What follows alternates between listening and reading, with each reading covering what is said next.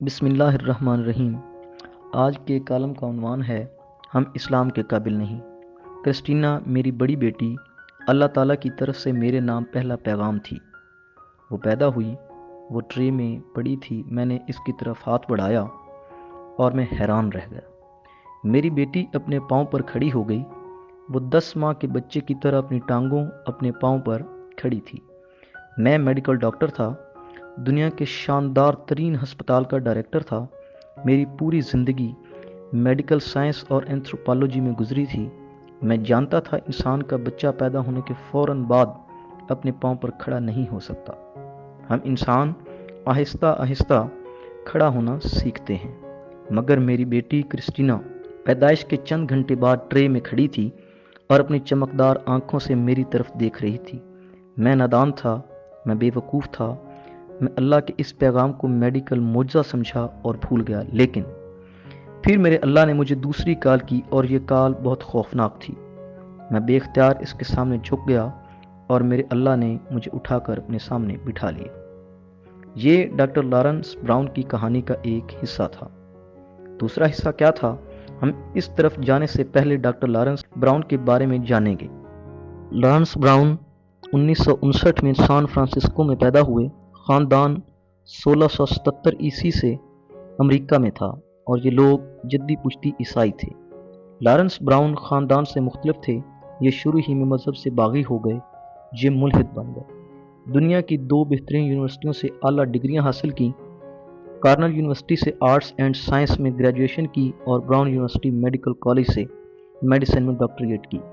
یہ تعلیم مکمل کرنے کے بعد دنیا کے بہترین ہسپتال جارج واشنگٹن یونیورسٹی ہاسپٹل سے منسلک ہو گئے۔ یہ ایئر فورس میں بھی رہے اور یہ مشرق وسطیٰ میں میڈیکل ڈائریکٹر اور آنکھوں کے شعبے کے سربراہ بھی۔ یہ جارج واشنگٹن یونیورسٹی ہسپتال میں کام کرتے تھے، ملحد تھے، کسی مذہب پر یقین نہیں کرتے تھے، سائنس اور تحقیق کو دنیا کا سب سے بڑا مذہب کہتے تھے اور یہ عام محفلوں میں کہا کرتے تھے مذہب قصے، کہانیوں اور داستانوں کے سوا کچھ نہیں۔ لیکن پھر ان کی زندگی میں 2 حیران کن واقعات پیش آئے۔ پہلا واقعہ 1990 کے شروع میں کرسٹینا کی پیدائش تھی۔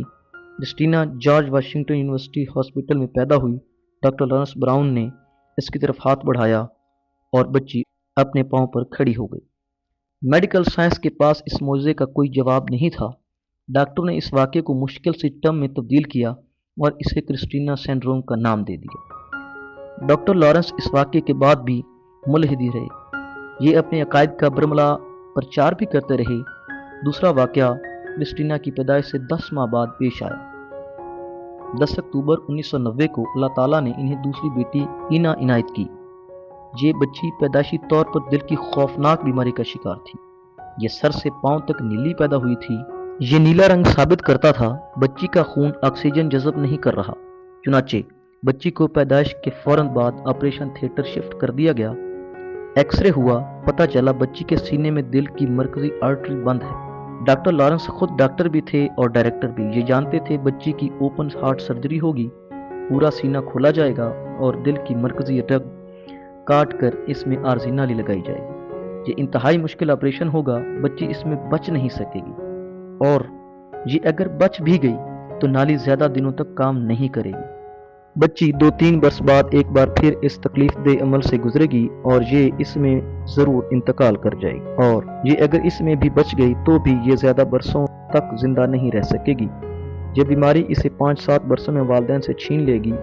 ڈاکٹر بچی کے طبی مقدر سے واقف تھے، لیکن اس کے باوجود ہسپتال نے نیو یارک کا بہترین ہارٹ سرجن بلا لیا۔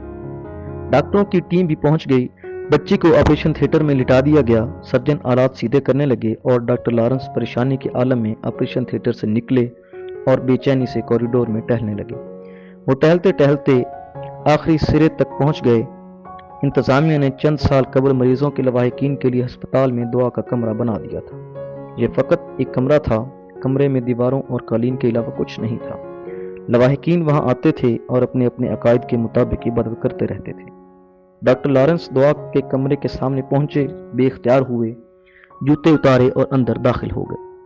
یہ زندگی میں پہلی بار دعا کے لیے کسی عبادت گاہ میں داخل ہوئے تھے۔ وہ دیوار کے پاس گھٹنوں کے بل بیٹھے، मन्नत की पोजीशन में हाथ बांधे और आहिस्ता आहिस्ता सरगोशी की।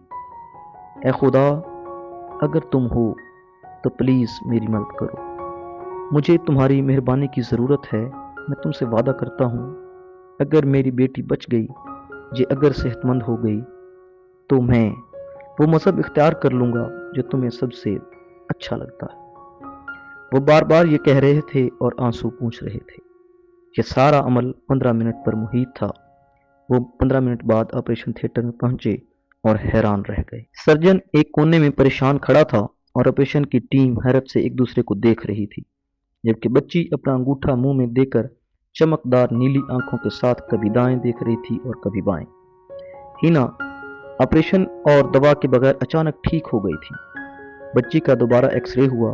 पहला और दूसरा एक्सरे एक दूसरे के साथ रखा गया और डॉक्टरों की चीख निकल गई। दोनों एक्सरे एक दूसरे से मुख्तलिफ थे। पहला इंतहाई बीमार बच्ची का एक्सरे था, जबकि दूसरा एक मुकम्मल और सेहतमंद बच्ची का एक्सरे था। डॉक्टर हैरान थे। वो इस मौजज़े की वजह जानना चाहते थे, लेकिन डॉक्टर लॉरेंस ब्राउन वजह भी जानते थे और मौजज़े की हकीकत भी। बच्ची चंद दिन मजीद अस्पताल में रही और डॉक्टर लॉरेंस ब्राउन के साथ घर आ गई। ये बच्ची इस वक्त मेडिकल डॉक्टर है और मुकम्मल सेहतमंद और शानदार जिंदगी गुजार रही है। डॉक्टर लॉरेंस ब्राउन को हिना के मौजज़े ने यकीन दिला दिया, खुदा भी मौजूद है और ये इंसानों को मौजज़े भी दिखाता है। डॉक्टर को अपना वादा भी याद था, चुनाचे ये अल्लाह के पसंदीदा तरीन मज़हब की तलाश में निकल खड़े हुए।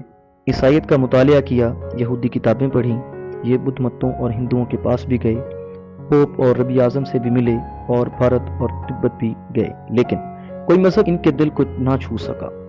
ये इंतहाई पढ़े लिखे और वसीउल मुतालिया शख्स थे। दुनिया की 2 बड़ी यूनिवर्सिटियों से फारिग तहसील थे, 4 किताबों के मुसन्निफ थे और मेडिकल यूनिवर्सिटी के डायरेक्टर थे। चुनाचे ये हर वक्त लातादाद सवालों से लोडेड रहते थे। रबी आज़म और पोप तक के पास इनके सवालों का तसल्ली बख्श जवाब नहीं था। ये घूमते घूमते तंग आ गए और चलते चलते एक दिन अचानक छोटी सी मस्जिद में दाखिल हो गए। बस मस्जिद की दहलीज पार करने की देर थी और इनकी रूह में एक छोटा सा चिराग जल उठा। ये मस्जिद की दीवार चूम कर वापस आ गए, कुरान मजीद का अंग्रेजी तर्जुमा खरीदा, पढ़ना शुरू किया और फिर रूह रोशन होती चली गई। ये कुरान मजीद के साथ साथ तौरात और इंजील का मुतालिया भी करते जा रहे थे। कुरान मजीद मुकम्मल हुआ तो पता चला इस्लाम ही वो मिसिंग लिंक था जिसे ये 4 साल से तलाश कर रहे थे।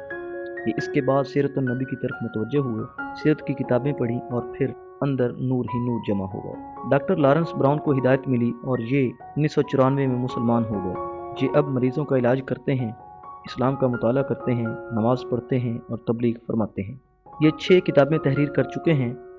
इनका एक नावल दुनिया की बेस्ट सेलर किताबों में शामिल है। ये नावल चर्च की तारीख, मज़हब और रूहानियत का खूबसूरत इम्तजाज है। डॉक्टर मुख्तलिफ रसायल और अखबारात में भी लिखते हैं और इस्लाम पर लेक्चर भी देते हैं। अल्लाह ताला ने इनकी ज़बान में बेतहाशा तासीर रखी है। आप अगर इन्हें सुनना शुरू करें तो आप सुनते चले जाते हैं। ये अक्सर अपनी कहानी सुनाते हैं और फिर फरमाते हैं, अल्लाह ताला इंसानों को 2 तरीक़ों से अपनी तरफ बुलाता है। ये पहले क्रिस्टीना जैसे मौजों से इंसान को हैरान करता है। इंसान अगर इस पैगाम को समझ जाए और ये अल्लाह के दर पर आ जाए तो सुभान अल्लाह, लेकिन ये अगर इस पैगाम को मुस्तरद कर दे तो फिर अल्लाह ताला इसे बुलाने के लिए हीना जैसी कॉल करता है।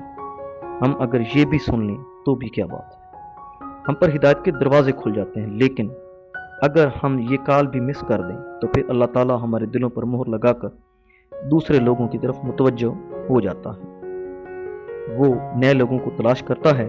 चुनांचे आप जब भी अल्लाह की पहली कॉल सुने, आप इसी वक्त दौड़कर इसकी तरफ निकल जाएं, क्योंकि आप अल्लाह की दूसरी कॉल को बर्दाश्त नहीं कर सकेंगे। आपको फिर अपने बच्चे ऑपरेशन थिएटर में छोड़कर इसकी तरफ दौड़ना पड़ेगा।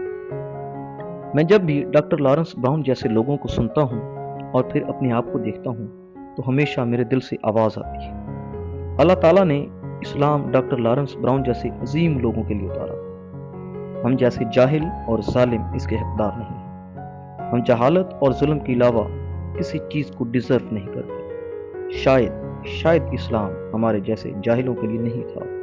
हम इसके काबिल ही नहीं हैं। ये कॉलम हम इस्लाम के काबिल नहीं हैं जावेद चौधरी साहब ने लिखा है और रोज़नामा एक्सप्रेस में شائع ہوا ہے۔